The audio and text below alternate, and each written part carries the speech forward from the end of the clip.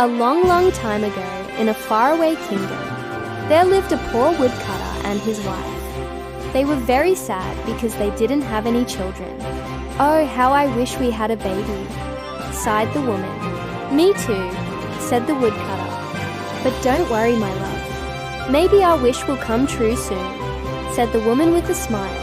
And indeed, a year later, she became pregnant and gave birth to a healthy baby boy.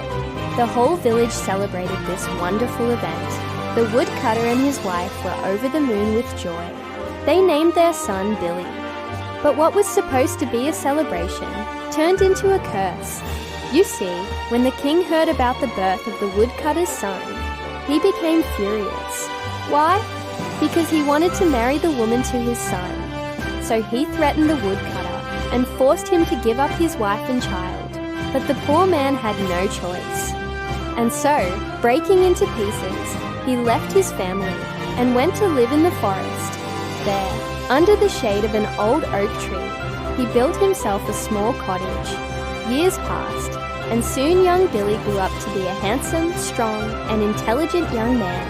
He learned to hunt animals, fish, and live off the land. One day, while walking through the forest, he came across a clearing where hundreds of rabbits were playing. Billy was so happy to see such a large number of animals in one place. This would make for an excellent hunting day, he thought. But then he noticed a rabbit. Unlike any he had ever seen before, it was much larger than the others. Its fur was whiter, its ears longer, and its eyes brighter.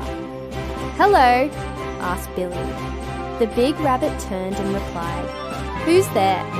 "It's me, Billy, the son of the woodcutter who lives in that hut over there." "Ah, yes, I know who you are. Come with me," the rabbit said.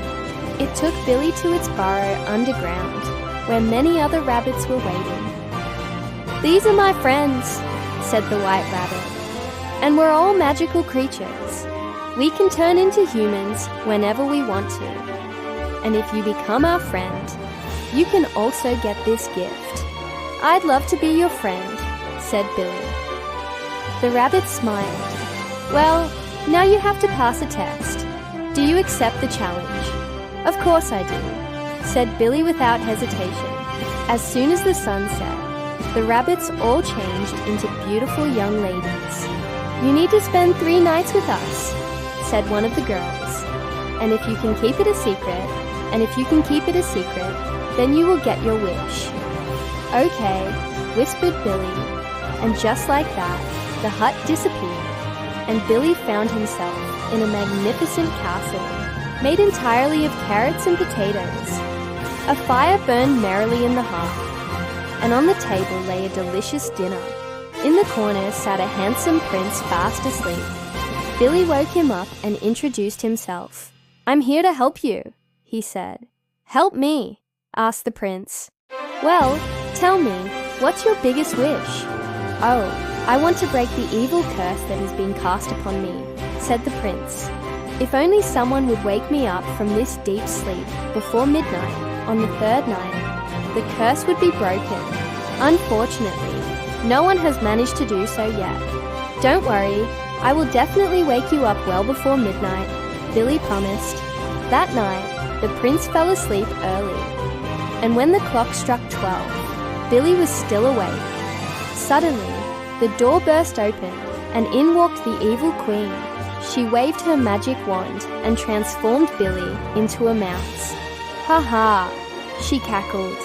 "Now no one will ever wake up the prince from his cursed sleep." Billy squeaked and ran to hide. The queen followed, but she couldn't catch the nimble mouse. Billy quickly hid under the prince's pillow. The next day passed quickly. By evening, he was already quite hungry, but he knew he couldn't leave his hiding place. Then the prince suddenly woke up and sat up in bed. He looked around and saw Billy. Startled, he screamed loudly, "Who are you? How did you get here?" "Please don't be afraid," Billy squeaked.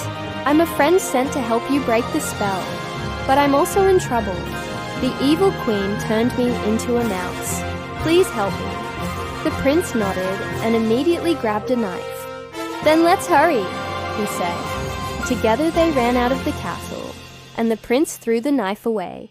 Billy transformed back into a human, and they both returned to the hut. Billy bid farewell to the rabbits and returned to his home in the forest. He knocked on the door and was surprised to find it open. Billy stepped inside, but nobody was there. Suddenly, he heard a voice. "So, you've come back." Startled, Billy whirled around, but there was no one inside. "Who's there?" he shouted. The voice chuckled. "Over here," it said, and Billy saw the woodcutter's axe leaning against the wall. As he approached, the axe spoke again. "Do you recognize me?" "Yes, of course," Billy replied. "I know it's you, the woodcutter's axe. But why are you talking to me?" "Because I am no ordinary axe. I am magical, and I am here to help you. Do you want to become the most powerful ruler in the kingdom?" "What? How?" "Just chop down that tree outside, and you shall become the most powerful ruler in the kingdom." Billy hesitated. "Are you sure? I mean, why would chopping down a tree make me a great leader?" "I don't know. That's what the previous owner told me," the axe said. "But it's the truth. Now chop down the tree."